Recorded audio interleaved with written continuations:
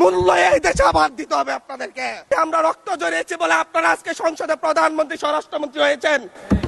আমার মনে হয় স্বরাষ্ট্রমন্ত্রী আইনের ব্যাখ্যা না দিয়ে সারা দেশে কোথায় কোথায় সন্ত্রাসীরা রয়েছে সেই সকল সন্ত্রাসীদের তালিকা করে তাদেরকে বিচারের ব্যবস্থা করা দরকার।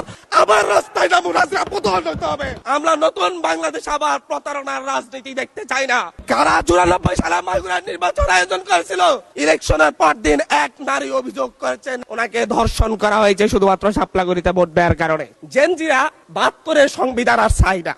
আমি এসেছি, ওনার বক্তব্য 6 মিনিট। মাননীয় স্পিকার, আমি বুঝতে পারছি না সময়গুলো কিভাবে বন্টন করা হয়।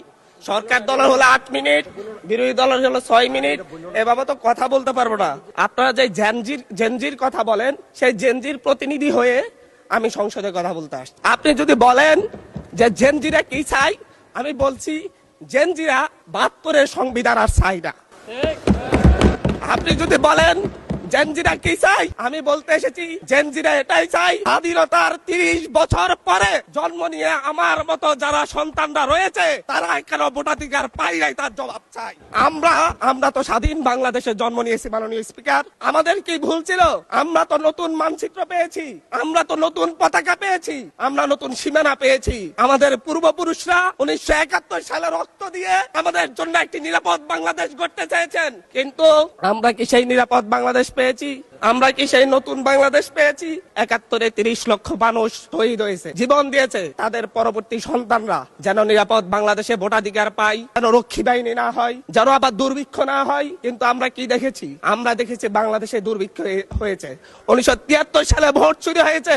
আমি এই ইলেকশনে ভোট ডাকাতি দেখেছি, আমার ঘাড়ে বহরে হামলা করা হয়েছে। আমি কি এই ইলেকশনের জন্য নিজের রক্ত জড়িয়েছি? আমি আজকে স্বরাষ্ট্রমন্ত্রী আছেন, মাননীয় প্রধানমন্ত্রী আছেন, আমি এখানে প্রশ্ন করি, আমরা রক্ত জড়িয়েছি বলে আপনারা আজকে সংসদে প্রধানমন্ত্রী স্বরাষ্ট্রমন্ত্রী হয়েছেন। রক্ত জড়িয়ে গুলিবিদ্ধ হয়ে 3 দিনের মাথায় মাননীয় সংসদ সদস্য, আপনার বক্তব্য অব্যাহত রাখুন।